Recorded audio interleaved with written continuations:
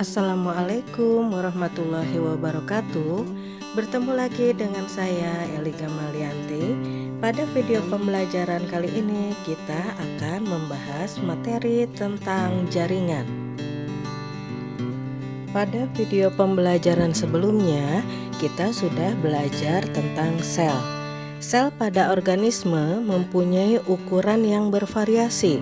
Hal ini mencerminkan fungsi dari sel yang bersangkutan.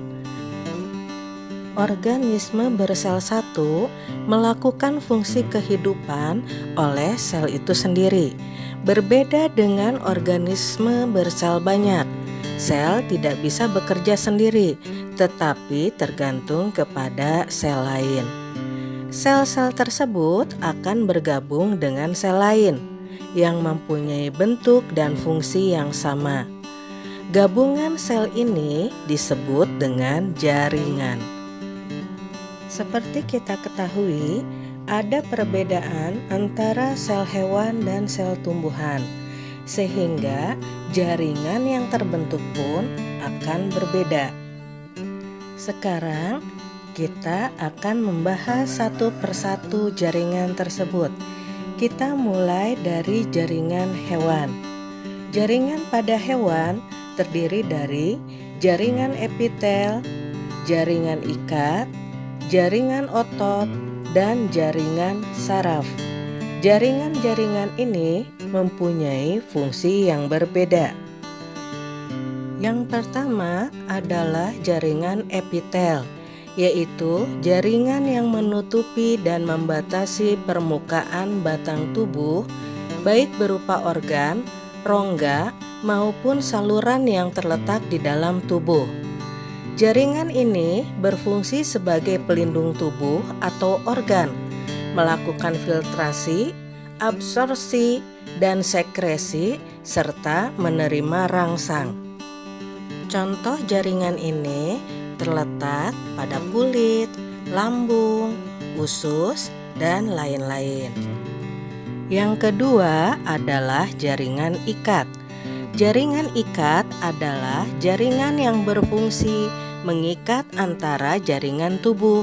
Contohnya adalah jaringan tulang rawan dan jaringan darah. Yang ketiga adalah jaringan otot. Jaringan ini terdiri dari serabut-serabut otot yang berfungsi sebagai alat gerak aktif. Otot terbagi menjadi 3, yaitu otot polos, otot lurik, dan otot jantung. Yang keempat adalah jaringan saraf. Jaringan saraf berfungsi untuk menerima dan meneruskan rangsang serta mengatur berbagai macam fungsi tubuh. Itulah jaringan-jaringan yang terdapat pada hewan yang juga memiliki kemiripan dengan jaringan yang ada pada manusia. Berikutnya kita akan membahas jaringan pada tumbuhan.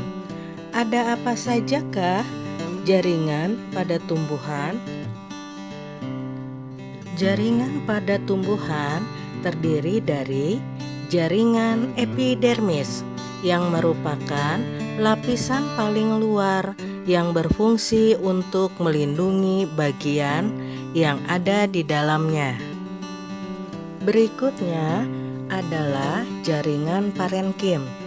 Jaringan parenkim ini disebut juga dengan jaringan dasar karena menjadi tempat bagi jaringan lain.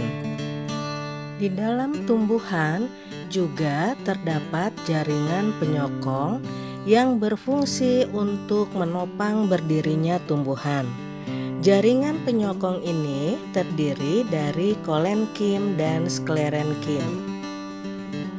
Selanjutnya, ada jaringan pengangkut yang terdiri dari silem yang berfungsi untuk mengangkut air dan unsur hara, serta floem yang berfungsi untuk mengangkut hasil fotosintesis. Yang terakhir adalah jaringan meristem. Jaringan meristem ini terdiri dari meristem primer yang berfungsi untuk pertambahan tinggi dan meristem sekunder untuk pertambahan lebar. Demikianlah tentang pembahasan jaringan kali ini. Mudah-mudahan dapat dimengerti dan dapat bermanfaat bagi kita semua. Terima kasih. Wassalamualaikum warahmatullahi wabarakatuh.